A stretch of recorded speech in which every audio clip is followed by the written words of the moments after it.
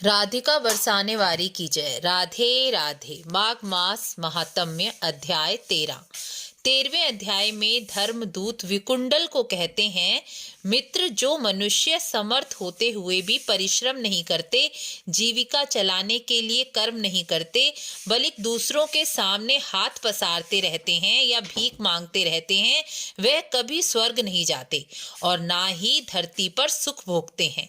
यदि मनुष्य लोक परलोक दोनों को सुधारना चाहता है तो उसे अपनी भुजाओं से परिश्रम करके ही जीवन यापन करना चाहिए। माघ मास में जो मनुष्य प्रातःकाल उठकर दंत मंजन करके स्नान करके भगवान का भजन, भगवान के नाम का जप करता है, वह मनुष्य धन्य माना गया है। माघ मास में तिल, गुड़, दही, सोना, वस्त्र, जल का दान करने वाला मनुष्य सांसारिक भोग को भोगकर विष्णु लोक को जाकर परम सुख को प्राप्त करता है। जो मनुष्य माघ मास में स्नान व्रत तो करते हैं लेकिन सामर्थ्य अनुसार दान नहीं करते, वह ना तो इस संसार में यश और सुख प्राप्त कर पाते हैं और ना ही परलोक में सद्गति को प्राप्त होते हैं। इसलिए प्रत्येक मनुष्य को चाहिए कि वह सामर्थ्य के अनुसार दान अवश्य करे। शास्त्रों में कहा गया है कि जिसने कभी दान नहीं किया वह कभी धनवान नहीं होता, क्योंकि दान देने से ही धन की प्राप्ति होती है। के अनुसार जो दान नहीं करते वह अगले जन्म में दरिद्र होकर जन्म लेते हैं।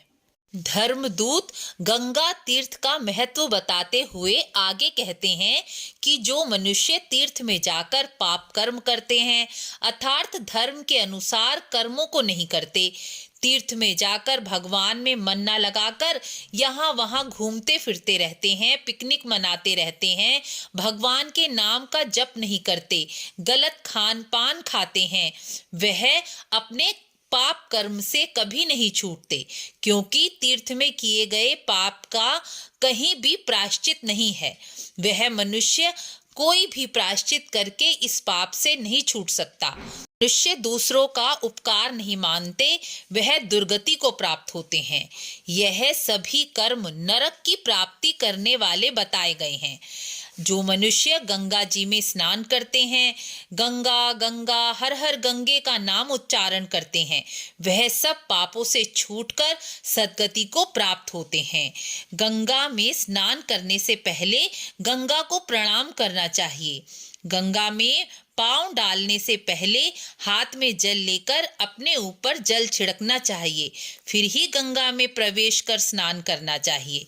जो मनुष्य धर्मात्मा अपने माता पिता की सेवा करते हैं, गुरुजनों की आज्ञा का पालन करते हैं, सपने में भी किसी का मन नहीं दुखाते, वह संसार में सुख को भोगकर दिव्य लोक में जाकर सुख भोगते हैं। इसी तरह जो स्त्री सास ससुर और पति की सेवा करती है, अपने शील की रक्षा करती है और सदैव घर के कार्यों को करती हुई बच्चों का उचित रूप से पालन पोषण और उन्हें अच्छे संस्कार देती है, वह धर्म की देवी है। वह इस लोक में सब सुखों को भोगकर स्वर्ग लोक को जाती है। इसी कर्म से ही स्त्री को लोक परलोक दोनों के सुखों की प्राप्ति हो जाती है। इस प्रकार 13वां अध्याय पूर्ण हुआ। अब बारी है माघ मास के 13वें उपाय की। माघ मास में गंगा जी में स्नान करके पितरों का तर्पण करने से पितृ प्रसन्न होकर आशीर्वाद देते हैं। पितृ प्रसन्न होते हैं तो वंश वृद्धि होती है, मंगल कार्य होते हैं, धन्य धान्य की प्राप्ति और सारे कार्य सिद्ध हो जाते हैं। इसलिए समय समय पर पितरों का तर्पण करते रहना चाहिए। आपको वीडियो अच्छी लगी हो तो लाइक शेयर जरूर करें। मिलते हैं अगले अध्याय में। राधे राधे।